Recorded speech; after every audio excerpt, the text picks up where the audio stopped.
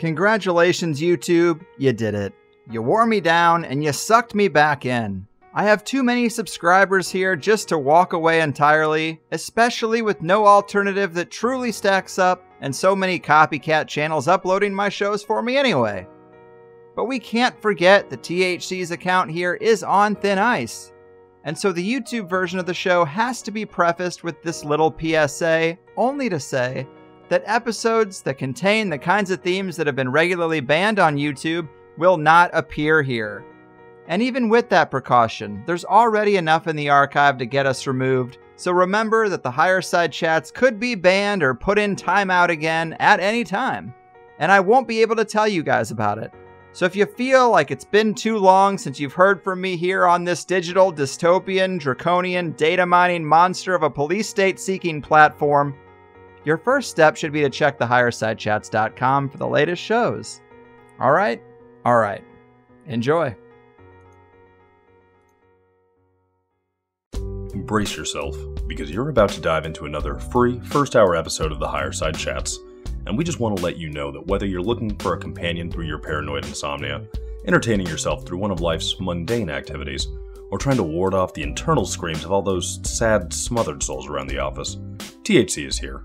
And you should know that every episode of the Higher Side Chats has an entire second hour for Plus members.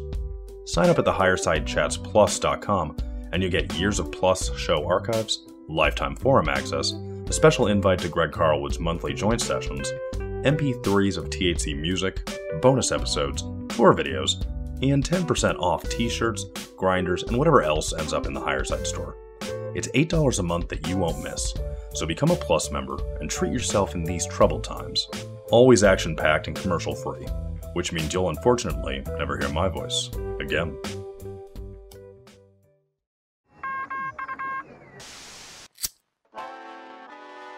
In the 1930s, President Franklin Delano Roosevelt addressed the nation through a series of radio broadcasts known as the Fireside Chats. His aim was to reassure the common man that our society would recover from its troubled times. Well, we're far from 1930, and I deal with a different kind of fire.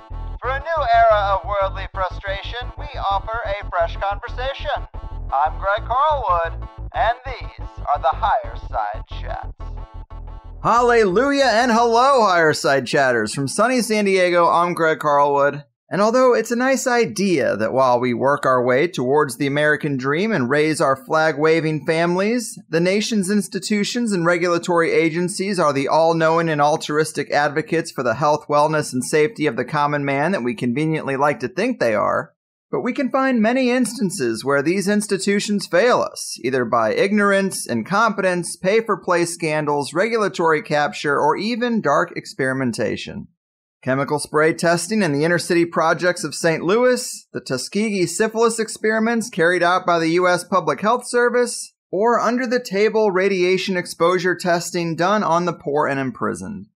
And even when something is discovered to be a hazard to public health, like asbestos, various FDA-approved pharmaceuticals, or lead paint, the game plan of government is typically to ignore rising concerns as long as it can, shuck off responsibility, and quietly keep society ignorant with a well-funded PR campaign of damage control.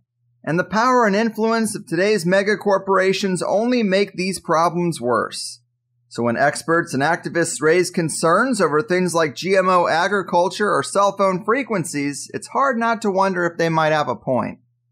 Well, one recent example that illustrates some of these issues quite well is the Flint water crisis. And when I wanted to learn more about the nuances of the situation, I found Detroit journalist Anna Clark's heavily praised book, The Poisoned City: Flint's Water and the American Urban Tragedy. A terrific expose on the perfect storm of neglect, suppression, deception, and systematic injustice that goes back much further than the switching of water sources in 2014. Luckily, she was willing to talk to us today, and I couldn't be more psyched about it. A true champion of the people, the Flint water writer and journalist for justice, Anna Clark, welcome to the Higher Side. Thank you so much for having me. I'm looking forward to this. Yeah, this is a real pleasure. Thanks for being here. You wrote a great book that not only details the Flint water crisis, but also goes into the deep history of unjust policies, economic conditions, neglect, and segregation that I really wasn't aware of or expecting. as well as just how vulnerable our national infrastructure is to there being many more Flints in the future. It's actually quite scary. But to kick this off, you've lived in Detroit for over a decade. You've written about Michigan history and its cities more than once. Let's give the people some context for Flint. What can you tell us about that deeper history of the city that you found interesting while putting this book together? Sure. Well, Flint is a fascinating city, and I'm glad you're starting with that question, because a lot of times when people talk about Flint, Michigan, they talk about what it's lost, right? They talk about how it's lost jobs, especially auto jobs. Flint is the birthplace of General Motors. So they talk about how it's lost people. It's lost like more than half of its population in the last 50 years, and how it's lost public services and human rights in many ways, as the Flint water crisis showed. But what people miss a lot is what is there. You know, it's not just a place that is defined by its absences. It's defined by what's present. Flint today is a city of about 100,000 people. It's, I think, still the 7th largest city in the state. It is, as I mentioned, the birthplace of General Motors, which in its heyday was like really one of the most powerful corporations in the entire world. And that is absolutely what catalyzed its growth in the 20th century. This very, kind of entrepreneurial river town, became a destination for people from all over the world who are looking for these like really solid working class jobs at GM and all the other kind of companies that rose up alongside it. Flint also has today like 4 college campuses. The University of Michigan has a Flint campus there. There's also Kettering University, which used to be known as General Motors Institute, a cooperative engineering school, as well as a community college and Baker College, a kind of extension school. It's a beautiful city in many ways. It's got this gorgeous art museum, the 2nd largest art museum in the state, the largest planetarium in the state. You can see that it's a city that had really invested in its cultural life for a long time. It's sort of philanthropy, I guess, that rose up along with a lot of these auto jobs and all that. But you can also see a lot of the dysfunction of the past still playing out today. So Flint was one of the most segregated cities in the entire country, not just in the north. At one point, it was the 3rd most segregated city behind 2 cities in the south. So it was ferociously administered. So African Americans were only allowed to live in 2 neighborhoods in Flint, and as its population was just quadrupling, quintupling, growing so fast, especially with African American migrants from the South who were looking for these jobs, it got absolutely untenable, just in a justice way and also just functionally. Like, it was just crowding and predatory landlords, and it was just terrible. And through an unlikely journey, Flint became the first city in the country to pass a fair housing ordinance by popular vote, which was tremendous news and hard fought and came through just by a hair. And yet it's also rather bittersweet because that vote came just 2 years before the census marked the first downtick in population for the city, a downturn in numbers that has continued on to this day. And with also the loss of a lot of these jobs, it's created a cycle that has made it very difficult for people to live their lives in Flint right now. Right on, right on. Yes, that's great introductory context. You mentioned housing and that Flint has this toxic history of segregation. And to quote the book, you write that in the past, conditions had been set up so mortgages and homes outside of 2 designated neighborhoods remained beyond the reach for African Americans. Black real estate agents were barred from joining the Flint Board of Realtors, serving as appraisers, or accessing property listings on the industry standard multiple listing exchange. I mean, wow. Obviously, we're talking about a little while ago, but that's pretty shocking. Right. In some ways, it's not even that long ago, right? This is still living memory for people, and it has real consequences. I mean, segregation was enforced at every single level, from the federal government to the state government to local government to private companies, organizations, groups like these. There were some folks who tried to circumvent segregation in Flint by, for example, building a house in a white neighborhood so that maybe they could get their kid into a school they wanted them to go to, and they would just redraw the district lines to keep them out. I mean, it was just fiercely guarded this separate and unequal way of designing this city. And it was, as you said, toxic. And I've heard other interviews where you've even mentioned the prospect that some black families with white friends would have the white friends purchase the property and then sell it back to them just so that they could get into a house they might want. People would try to, get around it that way, though that didn't always go over well as hoped. There was one story, this was like in those years that was after Brown versus Board of Education, where schools were desegregated, but the residential segregation was still held a lot. Parents were complaining to a teacher about the presence of a black child in the second grade class. So they made that kid sit in a closet with the door open, to look in on the rest of the class while the teacher taught them. I mean, it was in every single way, African Americans were told that they were second class citizens, and it was having a concrete limitation on their ability to live their lives. This was also enforced, in the jobs, all these GM jobs that had drawn such a large African American population to Flint in the first place. They were given the lowest paying jobs. They were given the dirtiest jobs, the most dangerous jobs, like in these car foundries. They were just systematically kept out of the full opportunity of living their lives and to pass on any generational stability and wealth to their children. And when it comes to the decade just before the water crisis, you have some pretty shocking statistics in the book, too. Apparently, between 2000 and 2010, 22,000 people left Flint, which is an 18% population loss. And I guess, what are some of the other factors that contributed to that? Obviously, issues with the auto industry would be one. The general 2008 recession would probably be another. What else is there? Right. The recession, that's a big one, right? The foreclosure crisis, the housing crisis, it kind of comes back a lot to homes in so many ways, both in the, early 20th century and today. I think another reason a lot of folks left is because their schools, as the population dropped, as property tax values that school budgets rely on dropped, there was less capacity for the city to provide really terrific public education as it once did for many of its residents. And a lot of families left for the suburbs or elsewhere because they wanted to put their kids in schools where they felt they would have a chance. I think the first big drop of population in Flint over the last 50 years was definitely white people. The population loss in the 21st century has been more African American families and others who have just had to absorb a lot. When you have this sort of spiraling dysfunction in the city, it just shows up in every way, like schools, public safety, the quality of the roads, the cost of the water.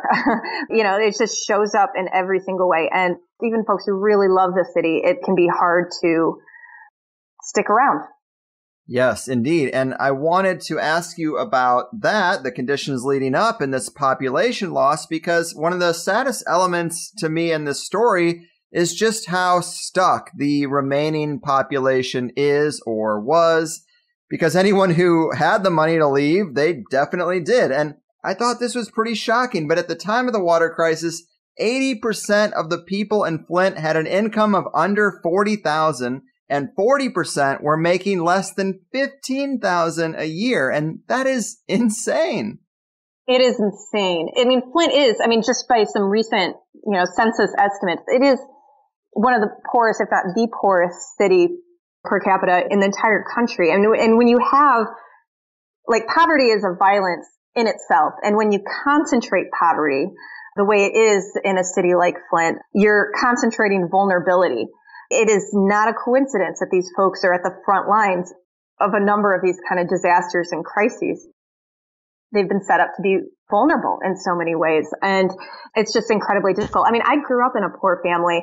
And one of the reasons I had a shot is because I lived in a community where there was people way richer than me. So I went to better schools. It was safer when I walked down the street or played in parks.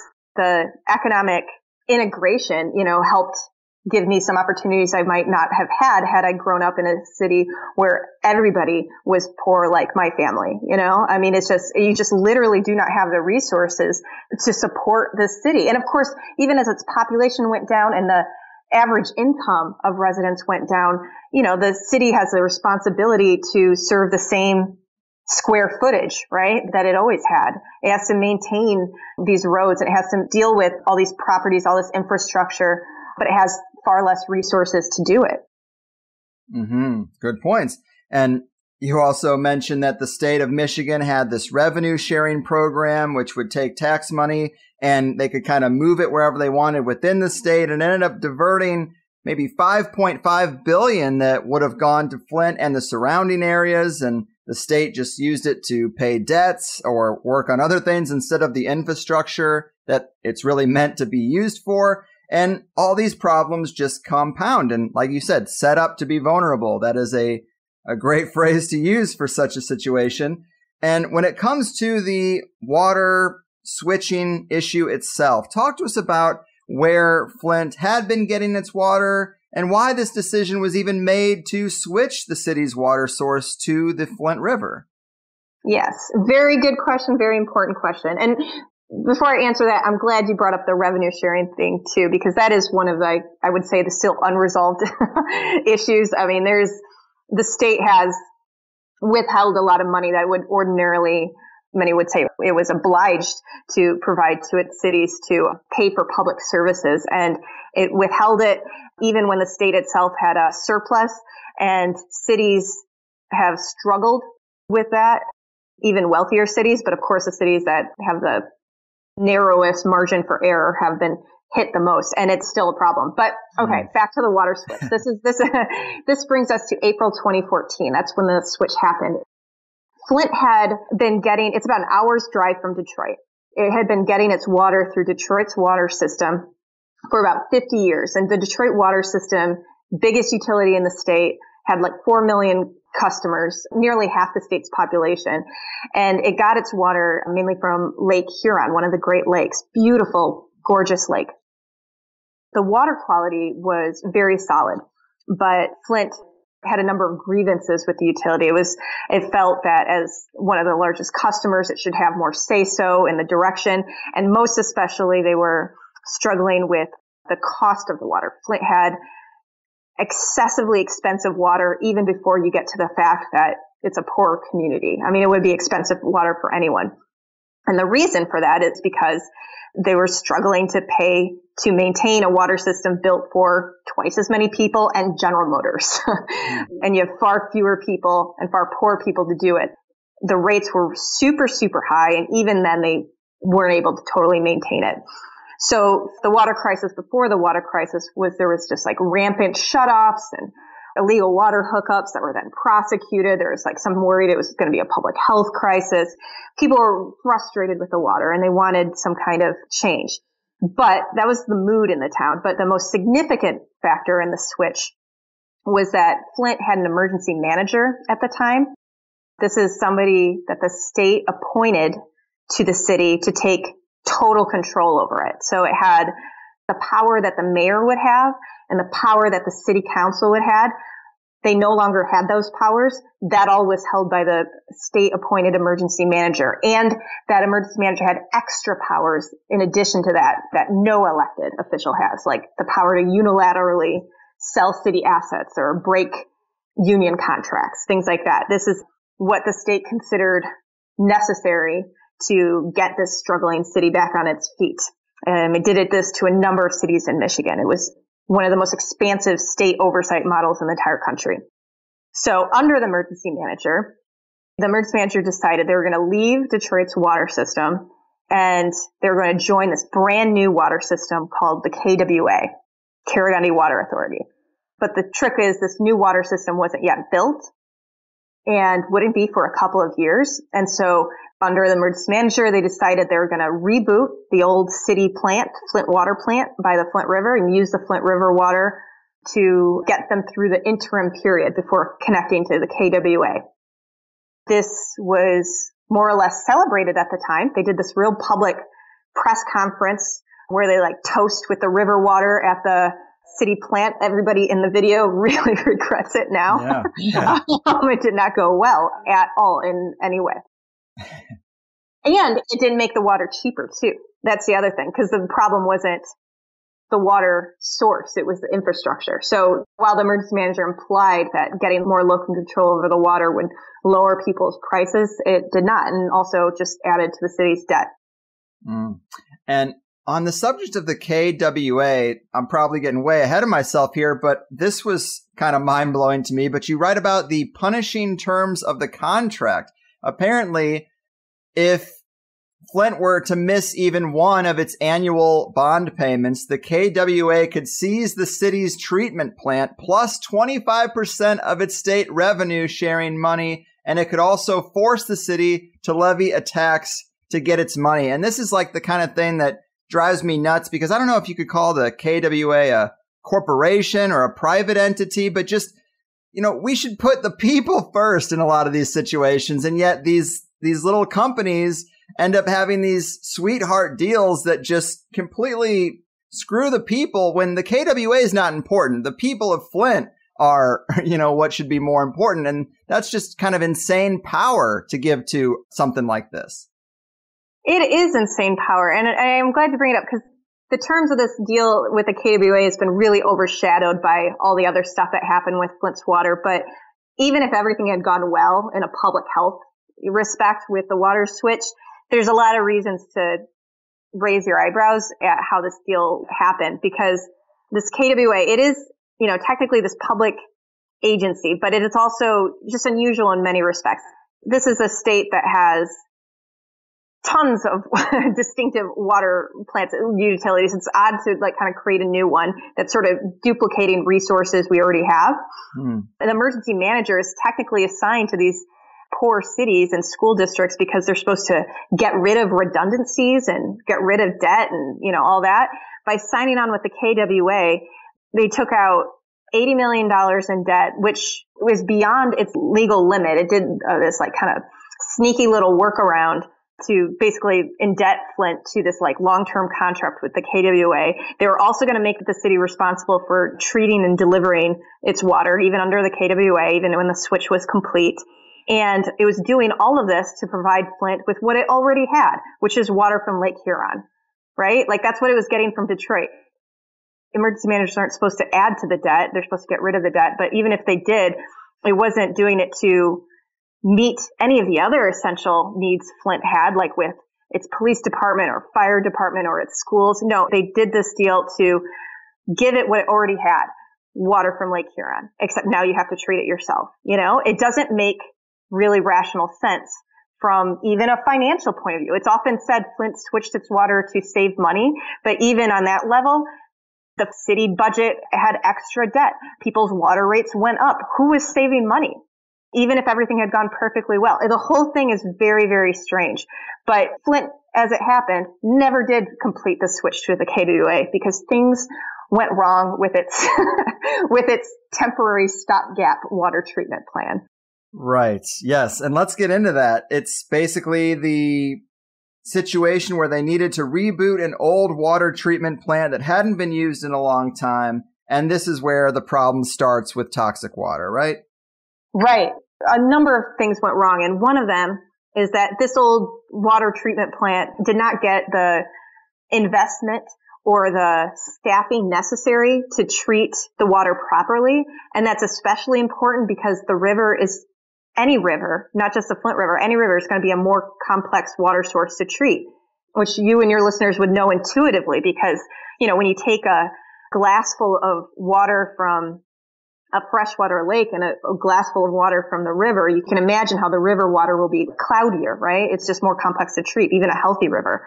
And they did not prepare appropriately, first of all, to treat this more complex water source the way it needed to be treated. And the most serious thing they didn't do is they didn't add corrosion control to the water, which is what you're legally supposed to do by federal law, legally supposed to do at the treatment plant, which is something you add to the water so that when it passes through pipes on its way to your home, it helps keep the metals from corroding into the water, right? Because our pipes are almost universally, even in wealthier communities, almost universally super old. And a lot of them, a disturbing amount of them, are made out of lead, which is one of the world's best known neurotoxins. And while corrosion control does not eliminate all of it, it's still a big issue about how we just need to get the lead out of all of our water systems. but it helps a lot. And not doing it was breaking the law. And they didn't do it not just for a short time, but for a long time, for more than a year and a half. So this is how Flint's pipes start totally breaking down, leading people to turn on the tap and find brown water or orange water coming from like the iron, the rust, the corroded iron.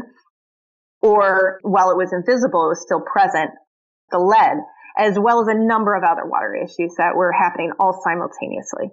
Yes, this corrosion control issue was one of the most shocking things I learned from your book. And it was immediately when I was like, oh, we can definitely do a show about this, because this really is a system that's in place for the whole country, it seems. And we all know, I think, that the American plumbing infrastructure is in trouble and that it's largely lead pipes. But intuitively, I would think either you replace the pipes or there is some kind of maybe a coating on the pipes to keep the lead from getting in the water. But the idea of adding chemicals or adding something directly to the water so that it doesn't strip the pipes, I mean, I have concerns about the safety of that and the efficacy of that. It just seems like a strange way to go about it. Right. It's essentially, basically, there's no way to get all of the lead out of our drinking water until all the lead's out of our pipes, and not just the pipes, but also the plumbing fixtures, sometimes things that are inside the home, just anywhere. And unfortunately, it's everywhere. And without funding to do that, people are at risk. And so this corrosion control plan, it's interesting you meant coating, because like when it works properly, it does create a kind of coating that separates the pipe from the water as it passes through. It makes a big difference, especially when your water supply is a river water. River water is naturally more corrosive. Without it, the coating breaks down and then the pipes break down and all that. And it's also, even as separately from lead, as you mentioned, our infrastructure, our drinking water infrastructure is, just often 80 years old, 100 years old. I've heard of an active pipe being used in the city where I live that's still a hollowed out log, like a tree trunk, which is, first of all, kind of amazing that works and lasts so long. But on the other hand, it's a signal of how little we invest in drinking water infrastructure. I mean, the pipes are underground. It's easy to not think about them until they break, until it's a problem. Maintaining them is expensive. Upgrading them is expensive and complicated. If you're an elected leader, if you're somebody in charge of this stuff, it's a long-term commitment. Voters aren't typically asking about it. It's just really easy to just not prioritize. And so we haven't. And so we try to get by on these temporary sort of stopgap, quote unquote, solutions that can help us delay actually solving the root problem. Right. I totally acknowledge that it's difficult, but I guess I think to when all this pipe was laid in the first place, it's like there wasn't a tax base. We were just building out infrastructure. Now you would think that, yes, it's hard, but what else are you supposed to do as a government but handle the hard problems that individuals can't handle? But I wanted to ask you a little more about just how pervasive lead is in our society. I loved your chapter titled Alchemy because, alchemy is a pretty provocative term already, and everyone knows about this basic idea of turning lead into gold. And symbolically, this is the story of the American infrastructure. You call it a sort of ideological alchemy, and I really liked that, but elaborate on it if you could. Sure. I'll tell you what, you and your community will understand. I really went down the wormhole with alchemy, much more than I could put in the book, because it's fascinating, right? There is this really thin line, it seems like sometimes between science and magic and science and wizardry, it's amazing that you can turn some things into other things. Cooking does that. Why not turn lead into gold, right? Amen. And so, lead is a fascinating substance. There's a lot of reasons why people want to make it work, right? For us, it's a very durable metal. It can last for a long time. This is why these pipes lasted as long as they did. But it's also very flexible. So when you're putting pipes in, you can kind of bend it around cellars or tree roots, things like that. If you put lead in paint, it makes it stick better on the wall or the canvas and also shine brighter. So this is why you had this white lead paint, all that. Lead was added to fuel thanks to folks related to General Motors and Flint, of all things, because it made the cars run more efficiently and more smoothly. It required less oil, less petroleum. So a weird way you can think of it as environmental. There's all these reasons why lead was a miracle substance in so many ways. It's plentiful, it's abundant, there's all these reasons. But the downside is it's poison. it's just poisonous. There is no amount of lead that is safe for human beings. Unlike iron or copper, right? Like these zinc, these other metals that are considered a nutrient at a certain level, lead works the exact opposite way. No amount of it is safe or natural for human beings. And when we've exposed ourselves to it in so many ways, it has an effect, right? The fight to get lead poisoning acknowledged in a reasonable way was a long, long battle and is still incomplete, as we can see with things that happen with Flint. This is why I thought of it as ideological alchemy. We want to think that we can just make it work, or it won't be that bad, or we can work around it, or we can just, if we just treat it with this, it'll be, whatever. But the fact is, it's just poisonous, and it is especially harmful to infants and young children. It can have incurable, devastating consequences. It's also dangerous to adults, especially with reproductive issues. It can cause miscarriages, stillbirths, fertility issues. It's dangerous to the nervous system, to brain development. And again, there's no way to cure it or get rid of it. And it accumulates, right? Like you get exposed to it maybe through drinking water, and also exposed to it through paint chips, and also exposed to it to lead that's in the soil because of the whole legacy of leaded auto fuel, where it came out in exhaust and just sprayed everywhere. It gets into your bloodstream first, then it's absorbed into your bones, and it basically just stays there, kind of like calcium, right? It's kind of absorbed like calcium, and it can be like released later, like a little ticking time bomb that hinders you. And one reason why it's kind of confusing and why it took so long to get this acknowledged is that it doesn't affect everybody the same. It doesn't affect everybody immediately, but the patterns are very clear. And at a certain point, we just have to deal with it. Man, scary stuff. And this lack of corrosion control obviously was a huge factor, but it wasn't the only safety issue with Flint's water, was it? Right. Lead is for sure a major problem and the most famous problem about what happened with the water, but there were a number of other water issues. Lead didn't even break into a headline first until almost a year later. So there was a number of escalating problems. So one was bacterial contamination, like E. coli bacterial contamination that was causing a lot of shutoffs in different neighborhoods and boil water advisories, things like that. That was becoming a pattern. The water was so corrosive, since it wasn't treated properly, that there's a General Motors plant still in Flint.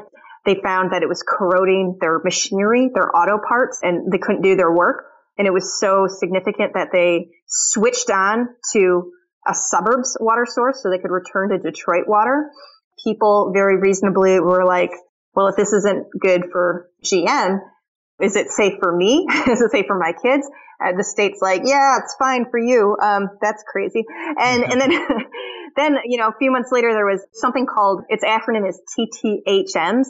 This is a carcinogen that can get into the water. It's basically a disinfection byproduct. It's basically, they were trying to deal with the E. coli problem with chlorine, and it was getting all messed up, and it was resulting in too many TTHMs. That was a Safe Drinking Water Act violation that was alarming people, that they tried to tamp down. And also, this didn't even become public to anyone until nearly 2 years after the switch, but there had been a 2-year outbreak of something called Legionnaire's disease. This is what actually killed people. These are the people who actually lost their lives. Legionnaire's disease is similar to pneumonia, basically. It's like a really serious form of pneumonia, and it's caused by a waterborne bacteria that you would inhale, like maybe when you're taking a shower through the steam or cooking with hot water, something like that. And it cost people's lives. The official numbers are about 90 or so people sickened and 12 people who died, though that's considered a very conservative estimate, because without this being acknowledged or seriously addressed, or without heads up given to doctors and hospitals and things like that, it wasn't tested for as it should have been, or documented as it should have been. And it's believed that there are a lot more lives lost that were at the time called pneumonia. But in fact, it was Legionnaire's disease, and more uniquely connected to the water. Man, and so how long was it before people started to notice something was wrong with this new water? What were people seeing? It seemed to happen pretty much right away, right? Yes. As a journalist, kind of looking back at trying to document what happened when to get a sense of the order, like it was much sooner than I would have expected. This switch, the first switch happened April of 2014. The first complaints people were making to various agencies, the state environmental agency, the EPA even, were in May, so a month later. And to be fair, there might have been just a certain amount of dissatisfaction, even if everything was perfectly safe and healthy, because, you know, it is a different water source. It tastes a little bit different, et cetera. But these concerns could not be just dismissed as that and escalated over time. So yeah, beginning in just a month after the switch, people in Flint were reaching out to whoever they could think of to say, hey, something doesn't seem right here. Something doesn't look right here. And their concerns were, you know, repeatedly dismissed, or officials were sort of saying, well, you know, we'll just tweak this and that, but don't worry, it's fine. Again and again, people were told it's fine until they really had to do a lot of collective organizing to show that a different story was true, that they weren't being told the truth.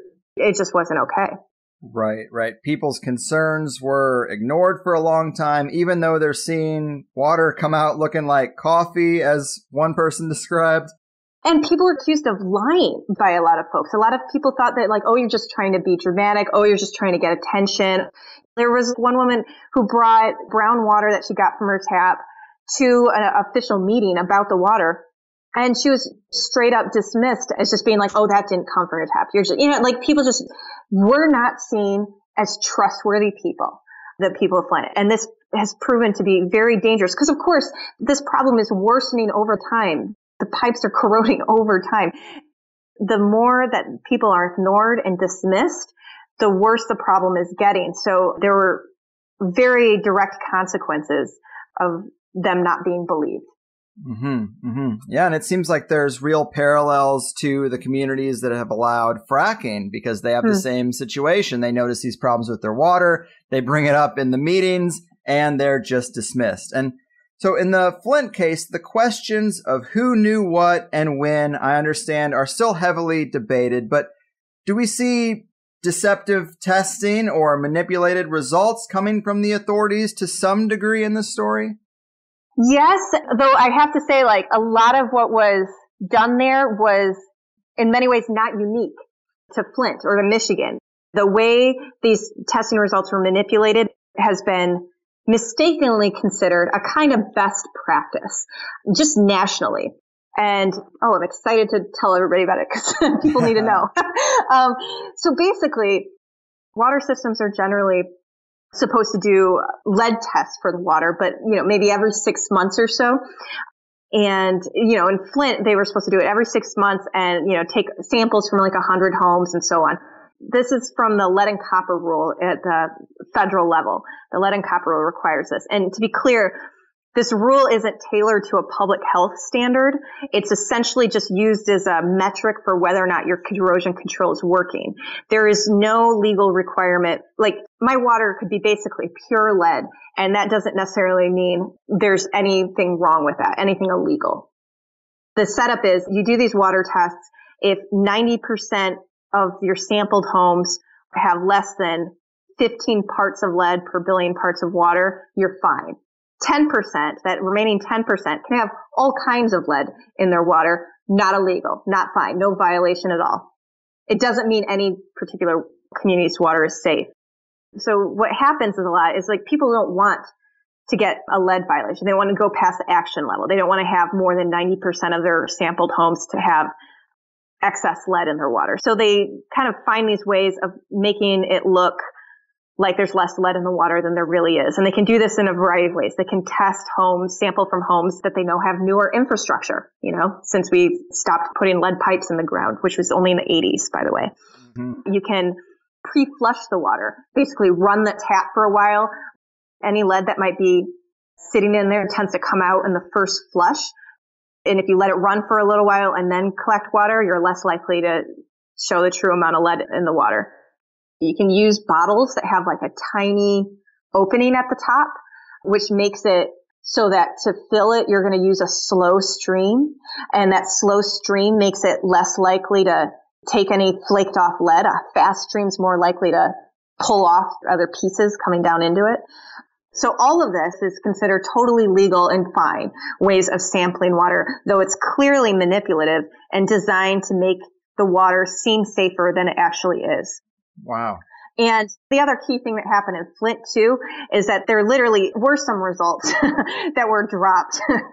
Like in the summer of 2015, when things were reaching a pretty fever pitch with concerns about the water, they did their 6-month testing. It looked like they were going to be past the federal action level, which means you were going to have to do a public notice and take steps to fix it, et cetera, et cetera. And what they did is they dropped like 2 of the highest levels of lead, including the sample of that woman who was accused of lying about her brown water at that meeting. They dropped 2 of the samples and then presented it as if like, look, everything's fine. It was just enough to put them below the level, and they presented it as like a signal that don't worry, everyone, it's fine. But it's just not a true picture. It was not a true picture of what was going on.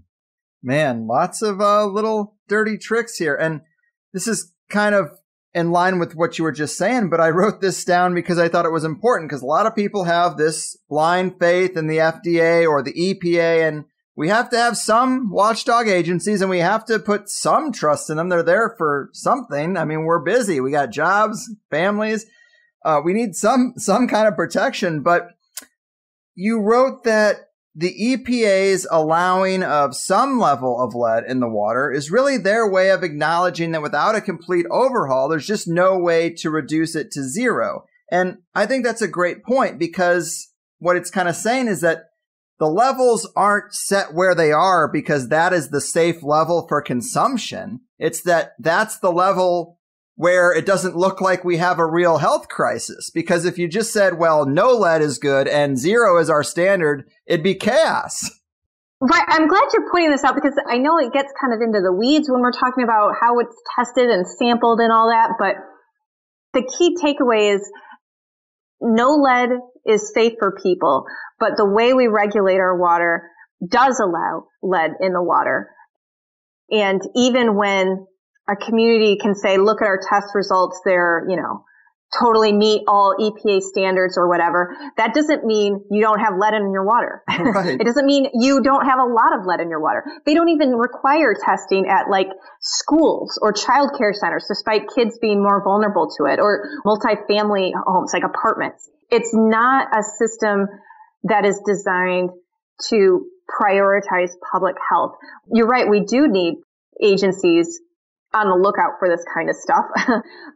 I think this is part of why the Flint water crisis got into the spotlight that it did. I mean, this was an environmental and public health crisis that wasn't caused by some corporation polluting too much because they wanted to save money. This was caused and prolonged by environmental and health agencies in the public sector, the people who are supposed to be our protectors. And that's very frightening. I don't think it means we need to abolish the EPA or whatever, but it does mean we need to do it better. Yes. Yeah. The more I learn about these little situations, these little sagas, it's just like there's no substitute for personal responsibility. Don't outsource all your concerns to these overarching organizations, because they have slightly different priorities, which is really just to keep everybody calm and not really alarm giant groups of people to looming crisis. But this is something I got not from your book, but just reading more about the situation. It's actually from a grist.org article, but they say the EPA's lead and copper rule, part of the Safe Drinking Water Act, only requires cities to test for 2 metals every 3 years, and officials are only required to sample about 10% of residences. And then even when they do, that data can be hard for the public to access. And you do write about these things too, but man, just even the transparency alone is a huge issue in this case. It is a huge issue. And even when it is technically transparent, it's, of course, hard to understand. I had such a learning curve working on this book and reporting all this stuff because, who teaches you about pipes? Most people don't even know if they have a lead pipe or not. I mean, it's just so obscure and complicated. We're talking about parts per billion and, what are we even talking about? 90th percentile. It's very confusing. Right. And I think there is an absolute responsibility when we're talking about drinking water, which, just to underscore, is literally a life and death issue. The information is both available and accessible to people and also contextualized in a way that makes the information meaningful to you. It's not just some inscrutable PDF on some random web page that you'd never, It's just revealing and meant to be revealing. It's a way to help empower people to have some agency about their water, make good decisions for their own health and for their family's health. And also, especially when it comes to water sampling, like people are supposedly supposed to be agents in this, right? They're often asked to collect samples or they're told that they're responsible for replacing their own pipe if it's lead, if it's not under their private land. If you're expecting them to have some responsibility, you got to have information available. And they also have to be empowered to give input on it. In Michigan, like with transparency, one of the issues that I think led to this crisis going on as long as it did is the fact that we have one of the most secretive state governments in the country. We have an open records law that the legislature and the governor's office have exempted themselves from. So we're only 2 states that does that, that makes its legislature and its governor exempt from open records laws. And when community residents, activists in Flint were trying to get a handle of what was going on, it would have been very helpful if they had access to some of this information, if they'd been able to file open records requests, try to understand how some of this decision making was going on, what these conversations were going on, and that was not available to them or to journalists or to other people who might have been trying to intervene here. I think that absolutely made the problem worse and is still one of the unresolved issues of the water crisis that has not been remedied. We have not become a more transparent government since then. Well, that's definitely interesting context for sure. And so in this saga, the authorities who control the testing were telling people the water is fine for months. The people can tell that it's not. When did the tide start to turn? More than a year after the water switch is when it really started to turn. More than a year. So the switch happened in April of 2014. October of that year, that's when GM switched its water source because the water was too bad for them to be able to function. Yet residents were still told it was fine. One of the big changes happened in May, June of 2015. A couple things were happening. One, there was one home in Flint, the home of Leanne Walters, the woman who was accused of faking her brown water. They had an excessively high level of lead in their water, as documented by an official at the EPA office in Chicago who kind of went out of his way to test it and study it. And he wrote up a memo, a kind of draft report of what he saw going on. Just first of all, like why it was a problem at her house, which the city had essentially acknowledged, but why it wasn't just a problem at her house, why it was really a citywide problem. It was a real cause for alarm here. This memo got in the hands of a guy named Kurt Guyette. And Kurt Guyette had worked like 30 years at an alt weekly in the area and now was doing this pilot investigative journalist job at the ACLU of Michigan. He had been following emergency managers in Michigan, and this is what led him to Flint. He got handed a copy of this memo and he published a story about it. Not many people read that first story, but he had such a trusted reputation among other journalists that others, including Michigan Radio, picked it up. This was important because this is the first time that you have actual data that countered the state's data. For more than a year, when the story had been told, it was like the residents say the water's bad, the state says it's fine. The residents say it's bad, the state says it's fine. Now, for the first time, you had this new element where you had official data that countered what the state was saying. And it was coming from an EPA official that supervised the state agency. So now, this is when things started to shift. Now you can ask better questions. You have more to investigate. The other thing that started happening is that community organizers had been reaching out to outside experts to try to help, bolster their concerns and questions. And they worked with some folks at Virginia Tech to do a citywide water study. Basically, they were going to generate new and better data to counter the state's data. or just to show it's true. If the state had been right all along, this would show that. They did a far more comprehensive citywide water test than the state's sort of 6-month little check-ins were. And what they published, what they were able to show is that just as the EPA guy had said, it was indeed a citywide problem. This escalated a lot and turned the heat up on the state government, but even this wasn't enough for the state to concede. Like, you had yet one more step. You had to show not just a deeply unhealthy amount of lead that was putting the entire city at risk and getting worse. You also had to show that, in fact, kids were harmed by it before anybody was going to do anything. And this was a step that a pediatrician took. She coincidentally had a close friend who was a water expert. And the two of them basically worked together to do this study that showed that lead poisoning had been worsening in Flint since the water switch. So all this together showing, yes, it's a citywide problem. Yes, we have the data to prove it. Yes, it is causing actual harm to the children in this city. Then finally, the state threw in the towel to a point and said that it's an emergency. We're going to reconnect to Detroit about a year and a half after the initial switch. That was a huge win.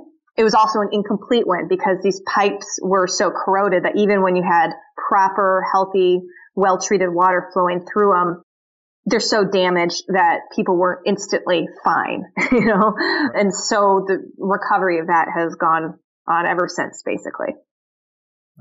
Yeah, I mean, the pipes are still in the ground and they've been damaged from the inside. So just switching the water source is probably not enough, even with that corrosion protection going on. Well, you certainly have an immense amount of knowledge about this case. It's really impressive. The book's really good. And I'm sure you've just had so many conversations about this. Do you run into any common misconceptions or myths about the Flint saga that are worth addressing?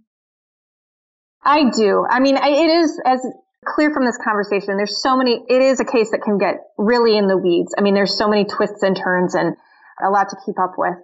And in many ways, it's still playing out.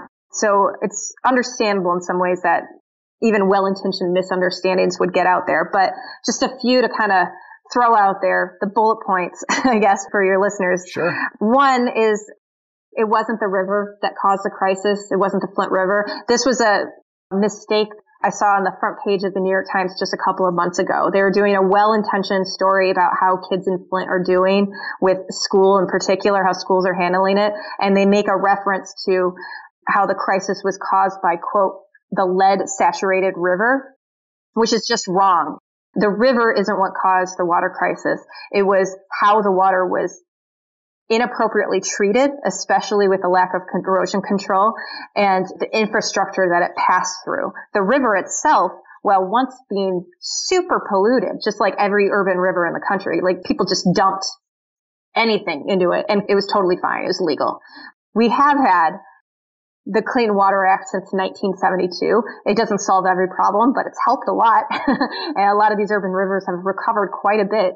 And frankly, one of the upsides of General Motors having abandoned the city the way it did is that there's less pollution, right? So the Flint River is actually much healthier than it's been in a very long time. Not perfect, but much healthier. The river did not cause a water crisis. It was how people handled it or mishandled it in delivering it to people. So that's a big one. The other two, just like kind of briefly, is like one, that this is just a thing that happened to people in Flint rather than being agents of its uncovering. Like the folks in Flint aren't just victims here. And the third, I think there's a lot of misunderstandings about the emergency manager. I often see like references to like the city switched its water, right? The city council voted to switch its water or something like that. No city official had any power at all. It doesn't matter what they wanted or didn't want. All the power was held by a state appointed emergency manager that made the cause and effect here just much more direct than you often see in, I guess, similar cases. I think it's important to have that responsibility clear. Yeah, I'm glad we could address some of those things. And another point you make in the book that's interesting in the context of this water crisis is that if you're in inland Michigan, you're never further than 6 miles from a natural water source, and that there are more than 11,000 lakes, including the Great Lakes, of course, meaning Michigan is surrounded by 1/5 of the fresh water on Earth. And this is ground zero for such a huge scandal. And you also talk about how industrial processes have been trashing the water for a long time. And your mention of the river makes me think about a couple of the lines you have there about like Native American accounts or early colonial accounts of just how pristine and beautiful the river was. I mean, I've learned a lot about that from previous guests talking about these early settler accounts where they would say, oh, there was so much abundance, our horses had to walk on the backs of fish to cross this river, or a squirrel could get from the Mississippi to the East Coast without touching the ground because there were so many trees, so many huge oak savannas.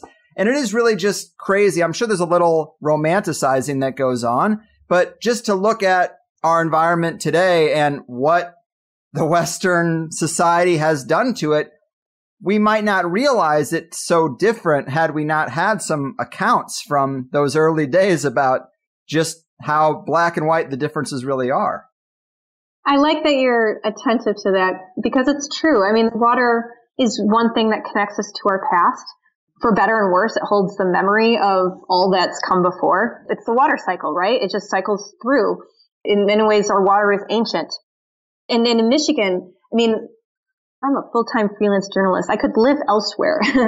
One reason I love this state is this water. I mean, it's unbelievable. I mean, these Great Lakes, if folks haven't seen it, from a human perspective, they look like ocean. Water as far as the eye can see, and white-capped waves and shipwrecks at the bottom of them. They're so deep. It's just, they're unbelievable resources and more than resources. I mean, they're just unbelievable facts, and we're lucky to be on the same planet with them, right? And then plus all this inland water that you described. This is a state that boasts of being the Great Lakes state, or pure Michigan, or some of its taglines. And I feel like of all places that should be able to get a handle on water, you know, it should be us, right? Flint is 70 miles from Lake Huron. It's 70 miles from the Saginaw Bay, which is that bay that makes Michigan's thumb. And it's a river town. And it got to a place where it could not trust its water, a place where people saw water as a threat. Like, scarcity wasn't our issue here. It is in many places, and perhaps will be more in years to come. I mean, a lot of people talk about how this will be the century of wars, not for oil, but for water. And here we live in a place of abundance of water. It truly puts a chill down my spine to think that we could mishandle it in a way that this water will hurt people. Yeah. I mean, that's not okay. I want to see us become not a warning story for the rest of the country and world as Flint has made us, but I'd like to see us become a model for, you know, a better way of treating our water with the respect it deserves for its own sake, not just how it serves us, but certainly also for its ability to keep us alive and well. Well said, well said. And as bad as this situation was, if one could say there was any silver lining to the Flint saga, one thing would be that it is a wake-up call for the lead infrastructure problems across the country. Flint is kind of a canary in the crumbling infrastructure coal mine, so to speak. But where would you look to find the next Flint? Actually, this comes up towards the end of the book, but it seems like there might already be some candidates. There are. I mean, this is part of why, I guess this would be another myth. It's not just Flint's story, right? There are uniquely dramatic and urgent things that happened there, but also it is part of a pattern of disinvested, impoverished core cities, part of a pattern of, you know, separate and unequal placemaking, and certainly a pattern for the vulnerabilities of crumbling infrastructure, especially infrastructure that is made out of a neurotoxin. And so, yes, we have seen it already play out. Newark has made a lot of headlines. Newark, New Jersey has faced a serious, very serious lead and water issue in the last few years that they're still in the heat of, you know, and trying to resolve. Pittsburgh has as well. I still have these like Google alerts for Flint and water, and I'm pinged all the time with how communities are, like you said, pay more attention to water and their infrastructure than maybe they ever used to, which is part of the good news. But also part of the challenge is that when you start paying attention, you tend to find lead. You tend to find problems. We can't go any longer with pretending it's not there. And some folks are meeting the challenge, right? They're being like, okay, we're going to take it seriously. We're going to get rid of the lead pipes. We're going to invest in infrastructure. There's more maybe support in the community than there ever had been because they have been alarmed by Flint. Some folks are using it as a thing to run away from, like to tamp down concerns, to be like, oh, don't worry about it. It's, quote, not as bad as Flint. It's not Flint. We're not Flint, even if it very much is like Flint. In Newark, you saw some of that. Their mayor was really pointedly being like, guys, we're not Flint. Don't freak out. Was really trying to get that message out early on. But it was very much like what was going on there. And delaying only exacerbates the problem. We just got to do it, man. Lead is lead. It's just poisonous. We just got to get rid of it. And by the way, even our infrastructure that's not made out of lead is probably due for an upgrade. And we're just talking about people's ability to live their lives, to have a home, to run their business in a way, for kids to go to school and have something to drink. I mean, it is expensive and complicated, but doing it is investing in our communities and in our children and our future generations. So I just don't see a good argument against it.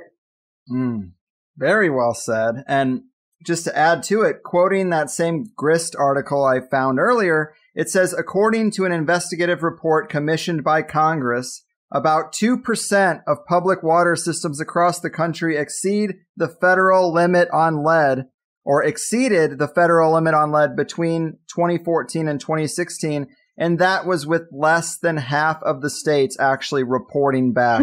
And an expert in that same article says even Flint's highest levels were not atypical for water systems in this country that have problems. And it's just very scary stuff. It's part of a pattern. And that's exceeding federal regulations when, as we talked earlier, federal regulations aren't that great. Yep. Like they're not geared to a public health standard anyway. Exceeding them is a red flag and people need to respond to them. But it's not like if you don't exceed it, your water is lead free. That is not how that can be read. We need a better standard starting from the top and also in each of our states and communities that just prioritizes public health for once and steps up to make the big adjustments it'll take to meet that standard. I agree. And man, this has been a lot of fun. I mean, depressing, but fun to talk to you. And just excellent job doing the research and putting together the best breakdown of the Flint water crisis that I've found.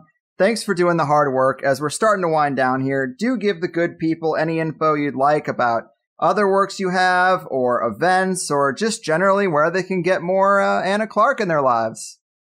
Well, that's a very sweet thing to ask. It makes me shy all of a sudden. As a journalist, I do, you know what I mean? Like you tend to, I'm like, look, the story, not me.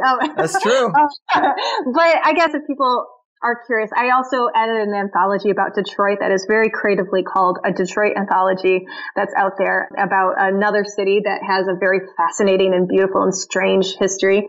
If any of your folks are in the Virginia area, I'll be at the Virginia Book Festival in Charlottesville in a few weeks. It's going to be a really cool event with Harriet Washington, who wrote a book about environmental injustice that is fascinating. And we're going to do an event together. That'll be really great. And online, I'm at annaclark.net, and I write articles and try to tell true stories. And so if folks are into that, I'm here. Very cool. And no problem. And you did just kind of jog my memory, but you've lived in Detroit for over a decade. Is there anything to say about regrowth there? Yeah, I moved to Detroit in 2007, and that was a weird time to move here, right? Like the mayor was in the process of being indicted. Automakers were a couple years from declaring bankruptcy. The city was a couple more years from declaring bankruptcy and having an emergency manager of its own. The recession and foreclosure crisis hit the city super hard. It has been wild to just be a stakeholder here, let alone a writer and reporter. There has been incredible change just in that time. Not all of it's good. Some of it's hard, but some of it is amazing. And I love this city. I love this city. If folks haven't had a chance to be here, it is a fascinating place to explore. There's really great people doing a lot of really great things to make this a more livable space. Just in the time I got here, I mean, half the street lights were out at best. And I bike and walk a lot. And I mean, it was literally dangerous. I mean, just even on you're going to hit a pothole, right? Because you can't see anything. The streetlights are back on now. It seems like a small thing, but it's a huge thing. There is momentum here that it didn't have when I got here. And while there's still a lot of tough questions to ask about how to make a city, that's for all its people, justice issues, things like that. There's a lot of consolidation of power, in just a few places. But I'm here because I love it. There's amazing people. There's amazing things to do. If you're at all a creative person, you're just going to go out of your mind with how many creative opportunities in art, music, and literature and all that stuff. It's a very vibrant place. Yeah, very cool. I actually have heard that it's kind of become a hipster haven, that artists and artisans and craftsmen and even chefs who have ties to Detroit or grew up there have come back to lend their skills and rebuild the community. And that's a beautiful thing to see. Yeah, a ton of restaurants are here. There's a huge urban farming movement that's, I think, connected to that rise of restaurants, rise of the food scene here in many ways. Yeah, if you like to eat, you'll also enjoy it here. It's great. Awesome. One last question, I guess. Any plans for a next book? I don't have it yet, except that there will be one. Basically, honestly, I've had kind of a long hangover from this Flint book, and I'm itching for another large project, but I also know not to just do a thing just to do a thing. I'll recognize the right story when I see it. Oh, yes. Well, I can imagine this was quite daunting, and it is very thorough, and there's so many pages of notes and references in the back. It's really well done. So I really appreciate your journalism and your time. Keep fighting the good fight and take care out there.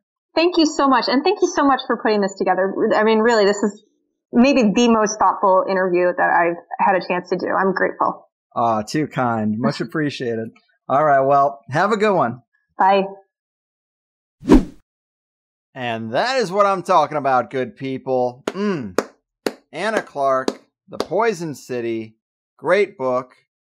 And she knows a lot more about the wider implications and the deep history than a lot of journalists who have looked into the Flint story, as far as I can tell. And I'm sure a few listeners might have seen this show topic pop up, and they started to think, well, this is old news. Maybe it's not worthy of a full episode. But it's not just a show about one water quality problem in one specific town. The big takeaway to me is just how widespread this problem is, and how vulnerable pretty much this whole country is to lead-tainted water. Flint really is the canary in the lead pipe coal mine. And it's tough because we talk about so many issues on this show, and they're all kind of fighting for our attention, so something like lead pipes, it quickly drifts to the background, but it need not. And sure, we've talked about pharmaceuticals and fluoride and even chlorine levels that have been too high in the water and have caused problems. And we've heard pretty blunt statements from the operators of these water facilities where they've said point blank, look, our systems are not designed for the chemicals and the prescription drugs that are making their way into the water. Agricultural chemical runoff too, on top of industrial processes and corporations that are just plain sloppy, letting it be someone else's problem. But to me, the biggest issue is that the pipes themselves are lead. That's got to be fixed. It's got to be drawn attention to. We've seen how many political debates recently and not a single question about fixing this fundamental issue. Whenever people bring up crumbling infrastructure, they talk about the roads and the bridges. Talk about the fucking pipes. I'm sorry. It has just been a major obsession for me the past couple of weeks. I'm probably driving my wife and my friends a little nuts, pulling up maps and figures of our own city here in San Diego and the parts per billion when it comes to lead. And it's not good. I've looked at one of these maps and it's all yellow or pink or deep red in the parts where me and my people live. And the only parts of the map that are considered safe, that are shaded green, are where the fucking mountains are. There is no one living there and there are no pipes. But when you look at the map as a whole, it looks like, okay, we have some problem areas and some areas are okay, but no, anywhere where people live, it's a problem. And the real shocking thing to me that I learned from this book and interview is that they put an additive in the water that keeps the lead from leaching in. Maybe I'm just paranoid, and I'm certainly no scientist, but that seems like a bad solution to a bad problem. This chemical is strong enough to keep lead from leaching into water, but it's not a problem for us to be drinking that? I'm sorry, but my trust in the EPA is shattered, and I am not really cool with that as even a short-term solution, let alone a permanent one. I hear politicians talking about things like free college tuition, but there's no funds for fixing this? I don't know what to say, but I do hope that some people out there decide to engage with their local government and hammer this issue home to them. What else can we do? It's not going to be a federal thing, but you might make progress locally, or at least you can better protect your own home. So, it's a cautionary tale, and one where the details and the nuance really does matter. And when you throw in the inequality and racial factors, it's more than just a water crisis. It's a goddamn human crisis. We need to be reminded sometimes just how hard it is to get out of poverty when you're in it, how hard it can be for people of a different skin tone even. And I don't want anyone citing crime statistics to me. I don't even argue that minority populations have more crime on paper. But you know what they also have? More poverty, more frustration and anger at a corrupt system, more interactions with police, less opportunity, less guidance, basically everything that creates quote-unquote crime on paper. I've been pulled over a lot in life. My interactions with police have not been great. But if the factor that determined whether my whole car would be searched or not relied sometimes on my skin color, well, if I was black, we probably wouldn't be talking right now. So, just be humble, you know? We're supposed to be advocates for the disenfranchised and sound the alarm over injustices and inequality. But a lot of the time, I hear some pretty big voices in this conspiracy culture just worried about how things are going to affect them and people that look like them. Sometimes it's pretty gross, actually. So it's nice to occasionally throw in a reminder that we're all in this together and that the uphill battle can vary in its steepness, and remind ourselves of the real domino effects of poverty in this country. It is like quicksand for a lot of people, and at least we should have some acknowledgement and compassion for that plight. That said, I guess it's a bit of a bummer of a show today, but maybe just don't let it be in vain. Draw some attention to this before we have a dozen more city-sized crises. Although, of course, if you heard the Plus show, it seems like we already do. But other parts of that Plus show include just how much damage was done to the children of Flint. 27,000 kids is not a small number. We talked about the dark idea of sacrifice zones, the lead problem in Washington, D.C., personal stories of some people who were affected in Flint, the silver linings of such a tragedy, how the EPA attacked those people that were providing good data and good information about this issue, some common misconceptions and myths about the Flint story, of course, candidates for where we might see the next Flint issue, and just how bad this lead problem is across the country. So sign up for Plus if you like hearing the full 2-hour interviews, action-packed and commercial-free. It's what I do. It keeps us going. Yada, yada, yada. But I liked this one. Anna did a great job. Clearly, she kind of checked out THC a little bit beforehand and saw what we do, and we had a little fun with that. I liked some of the things she said about alchemy. Quite provocative. So big thanks to her, and big thanks to you guys. Happy March, and I'm going to get to moseying. Take care out there. I've done my part. Your move lead pipe layers, untrustworthy agencies of infrastructure, and activists who demand better. Your fucking move. I won't take it. No, I refuse. my refuge. I've been scheming of bigger things and have to leave my old life behind.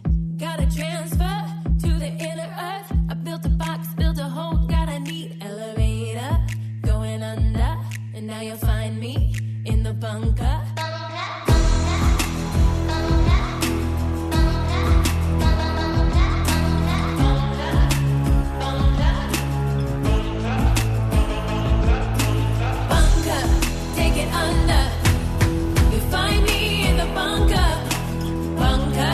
Take it under. Find me in the bunker, bunker, bunker. Yeah, they're laughing, elite classes, while they're scheming on the masses. Who do you think they are? Fancy suit and a cigar. Tell you the basics, they print your money. Got the Fed in your head, currency. Now they're smiling. And you're caged me. How this happened, how you don't see. Plunder,